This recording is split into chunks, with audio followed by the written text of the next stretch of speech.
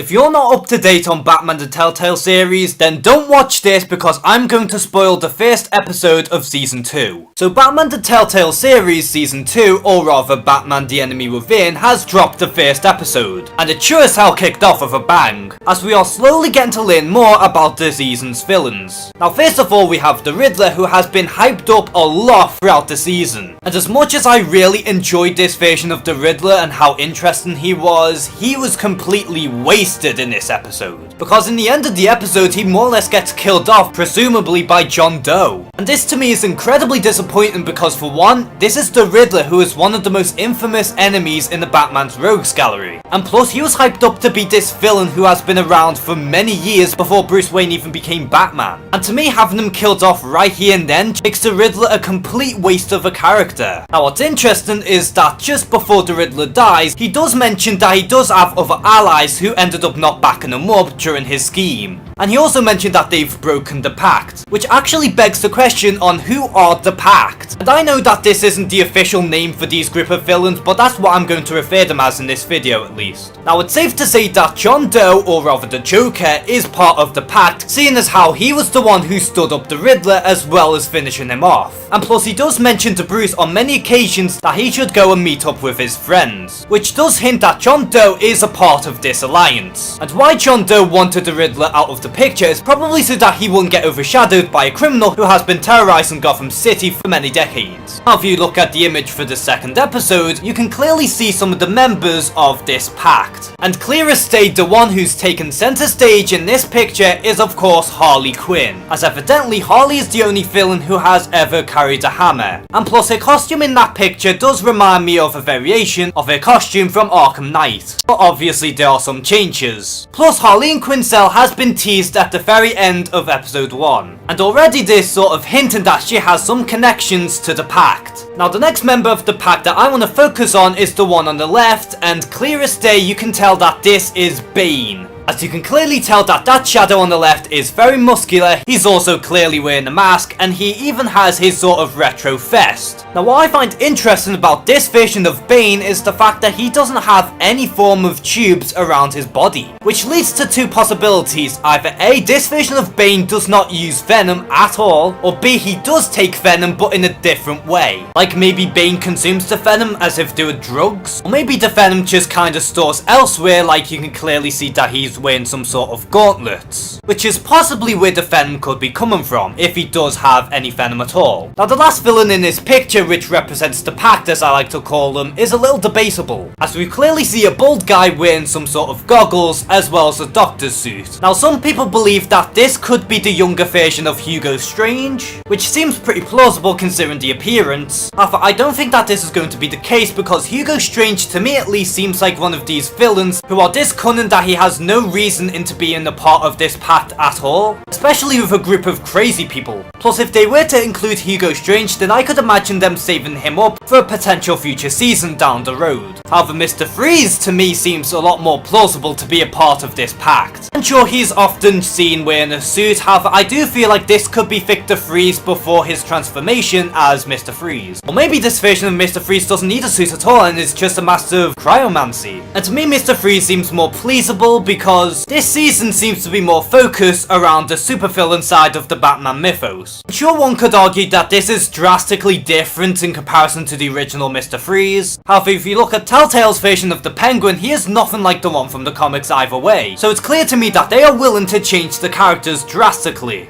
And speaking of Penguin, I highly doubt that any of the previous villains from the last season will be a part of the Pact at all, considering that Lady Arkham is presumed dead while Two-Face and Penguin are already in custody, unless the Pact decide to release both Penguin and Two-Face for the final episode. But I see this being unlikely. Plus let's not forget that Selina Kyle will come back in this season as well, and is hinted at to make her appearance in episode 3. Now the last time we saw Selina Kyle in season 1, she went off in her own way, but I feel like by the time she comes back in season 2, she might have some sort of affiliation with the Pact. Now if a character as complex as Selina Kyle, I feel like if she was to join the Pact, then she has her own agendas. Like maybe she joins them just so that she can have revenge against Batman, or maybe she joins them just so that she can be a sleeper agent and pretty much break them from the inside. Either way, it should be interesting on whether or not Catwoman will join the Pact. Now I can imagine that Telltale is is hiding a lot of things from us in relation to the Pact. And maybe there might be other villains that we have no idea on who will be members of the Pact. So maybe we might have villains such as Poison Ivy, Scarecrow, or maybe even Clayface. Now as for someone like Ra's al Ghul, I highly doubt he will make an appearance because he is such that grand of a villain. I could imagine Telltale probably using him for another season, unless they do subtle hints revolving around his arrival. And the same could be said for the Court of Owls, because they would be best for an entire season of their own. Plus it doesn't make any sense for them to have an alliance with the Pact. But either way, I'm excited to see where this story goes despite the disappointment of the Riddler, and plus I'm very intrigued on what's going to happen with the quote-unquote Pact, and which villains are within this group. So are you enjoying Batman the Enemy Within so far, and who do you think will be members of the Pact? Comment below and share some thoughts. And as always, thank you guys for watching this video, please like and subscribe,